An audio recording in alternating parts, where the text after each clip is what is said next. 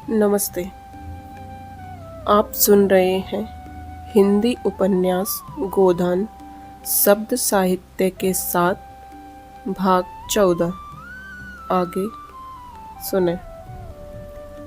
कामनी ने चुटकी ली, लेकिन मेरी खुशामद तो आप कर रहे हैं संपादक जी। संपादक जी ने गंभीर होकर श्रद्धापूर्ण स्वर में कहा, यह खुशामद नहीं है देवी जी, हृदय के सच्चे उद्गार हैं। राय साहब ने पुकारा, अरे संपादक जी, जरा इधर आइएगा। मिस मालती आपसे कुछ कहना चाहती है।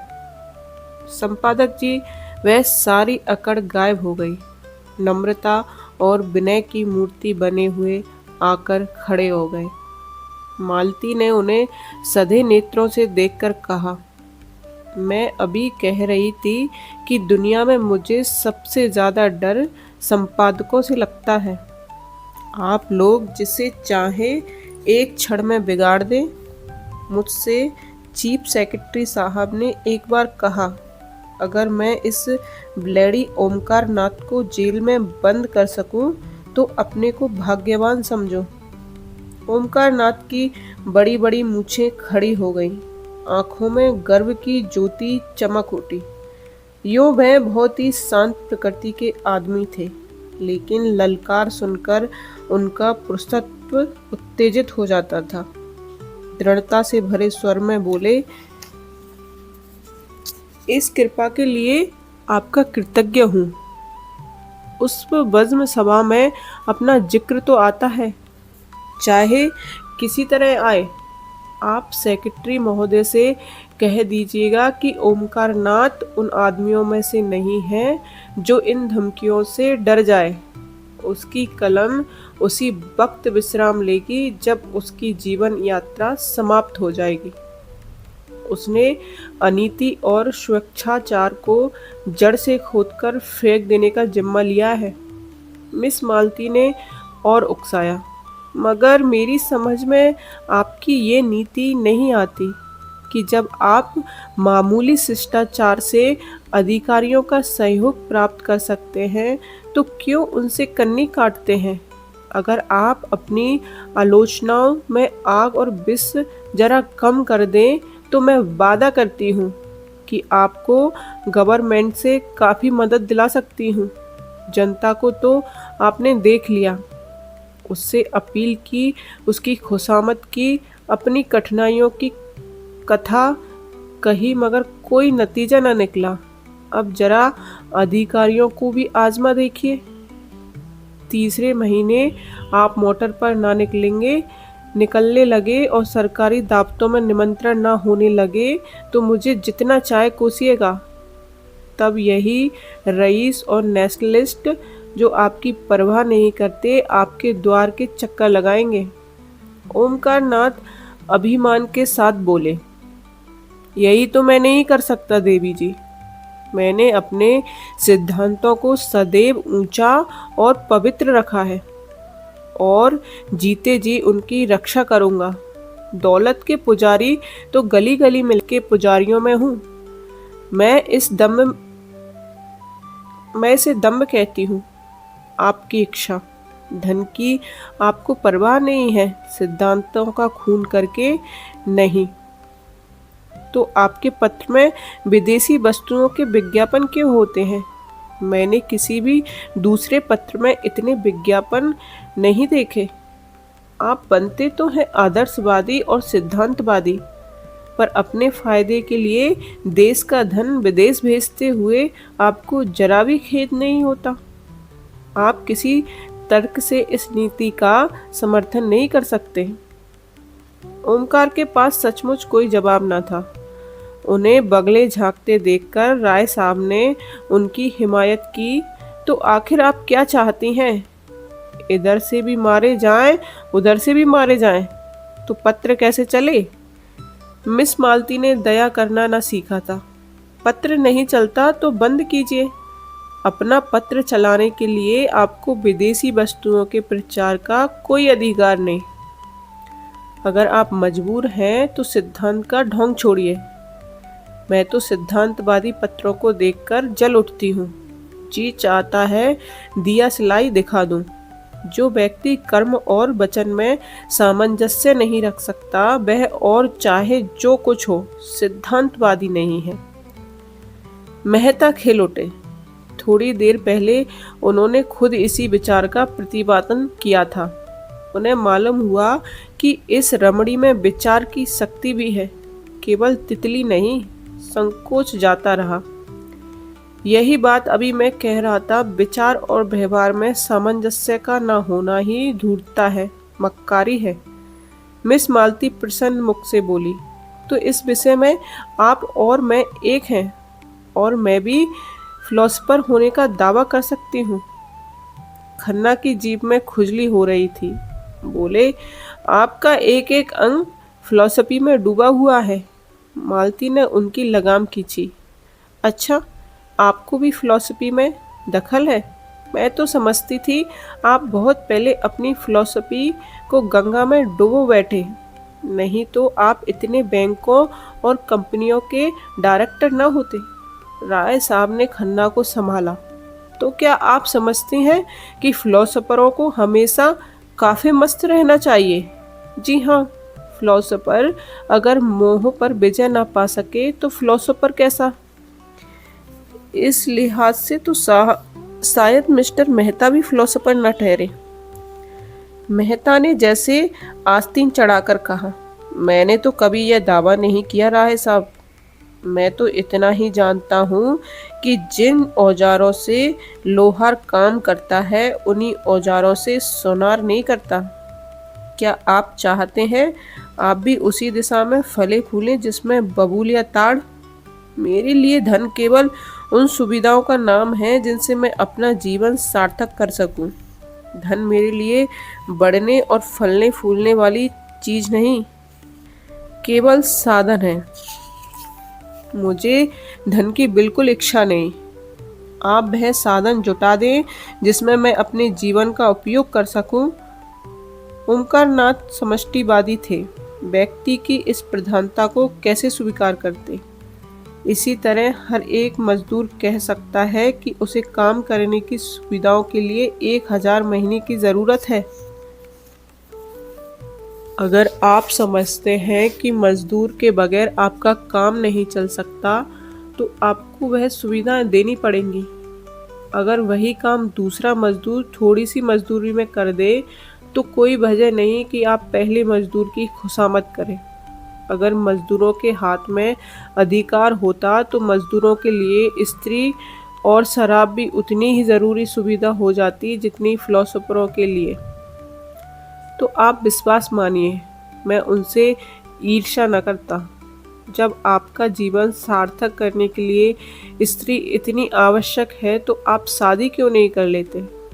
मेहता ने निसंकोच भाव से कहा, इसलिए कि मैं समझता हूँ मुक्त भोग आत्मा के विकास में बाधक नहीं होता। विवाह तो आत्मा को और जीवन को पिंजरे में बंद कर देता है। खन्ना ने इसका समर्थन किया। बंधक और निग्रह पुरानी थ्योरियां हैं, नई थ्योरी है मुक्त भोग। मालती ने चोटी पकड़ी। तो अब मिसेज खन्ना को तलाक के लिए तैयार रहना चाहिए। तलाक का बिल तो पास हो, शायद उसका पहला उपयोग आप ही करेंगे। कामनी ने मालती की ओर विष भरी आंखों से देखा और मुंह सिकोड़ लिया, मानो कह रही हो, खन्ना तुम्हें मुबारक रहे, मुझे परवाह नहीं। मालती ने मेहता की तरफ देखकर कहा, इस विषय में आपके क्या विचार हैं मिस्टर मेहता? मेहता गंभीर हो गए। वह किसी प्रश्न पर अपना मत प्रकट करते थे तो जैसे अपनी सारी आत्मा उसमें डाल देते थे। विवाह को वह सामाजिक समझौता समझता हूँ और उसे तोड़ना का अधिकार न पुरुष को है न स्त्री को। समझौता करने के पहले आप स्वाधीन हैं, समझौता हो जाने के बाद आपके हाथ कट जाते हैं तो आप तलाक के विरोधी हैं। क्यों? पक्का? और मुक्त भोग वाला सिद्धांत वह उनके लिए है जो विवाह नहीं करना चाहते। अपनी आत्मा का संपूर्ण विकास सभी चाहते हैं, फिर विवाह कौन करे और क्यों करे? इसलिए कि मुक्ति सभी चाहते हैं, पर ऐसे बहुत कम हैं जो लोभ से अपना गला छुड़ा सके। आप श्रेष्ठ किसे समझते हैं, विवाहित जीवन या अविवाहित जीवन को? समाज की दृष्टि से विवाहित जीवन को, व्यक्ति की दृष्टि से अविवाहित जीवन को।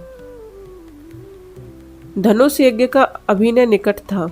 10 से 1 तक धनुष यज्ञ, 1 से 3 तक प्रहसन का प्रोग्राम था। भोजन की तैयारी शुरू हो गई।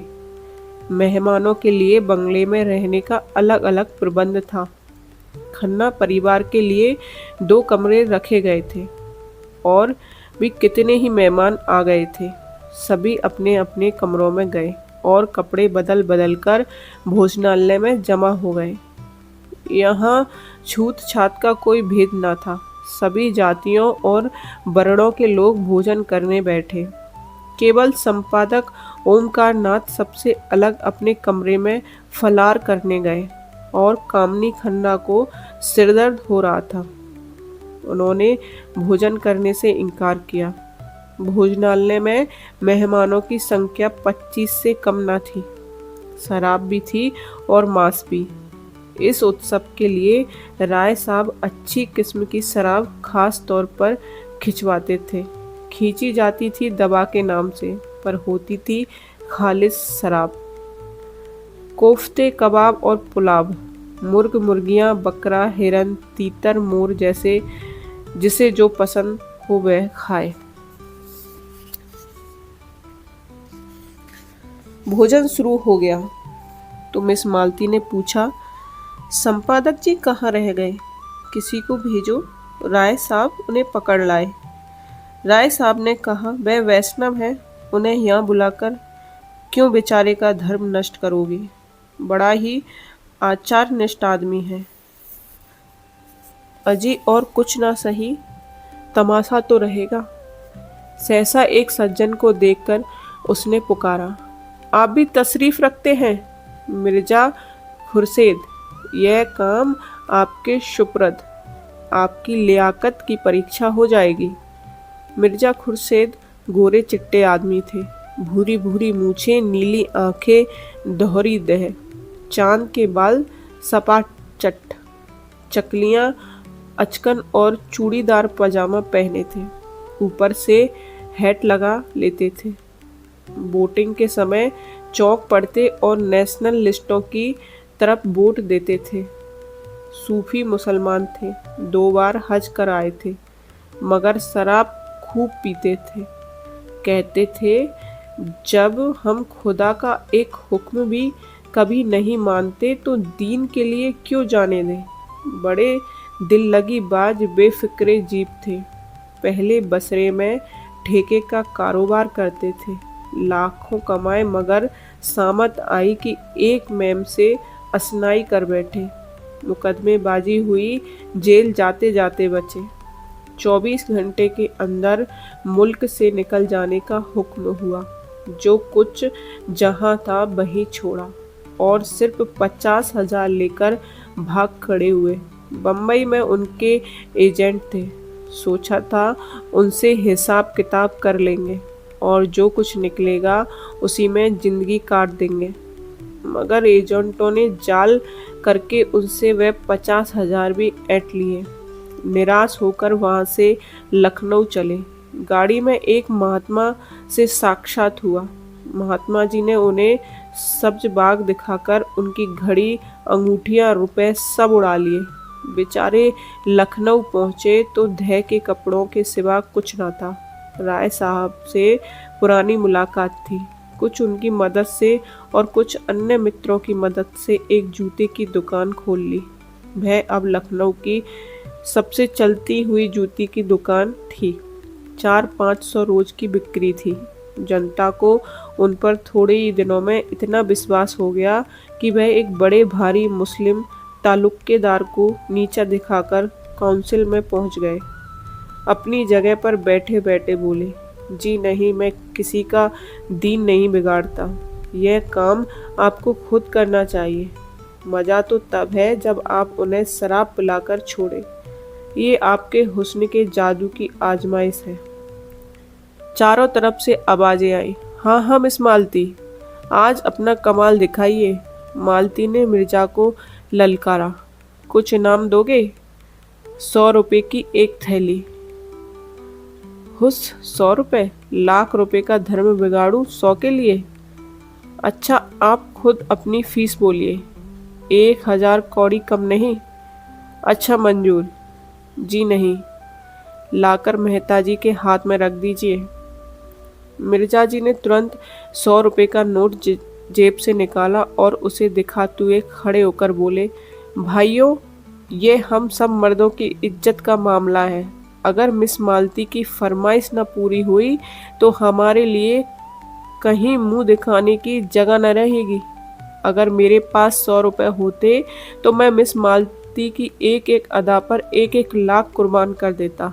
एक पुराने शायर ने अपने मासूक के एक काले तिल पर शमरकंद और बेखारों के सुबह कुर्बान कर दिए थे। आज आप सभी साहबों की जवाबदारी और हुस्न परस्ती का इम्तिहान है। जिसके पास जो कुछ हो, सच्चे सूरमा की कसम, पीछे कदम न हटाइए। मर्दों, रुपए खर्च हो जाएंगे, नाम हमेशा के लिए रह जाएगा। ऐसा तमाशा लाखों में भी सस्ता है। देखिए, लखनऊ की हसीनों की रानी एक जाहिद पर अपने हुस्न का मंत्र कैसे चलाती है।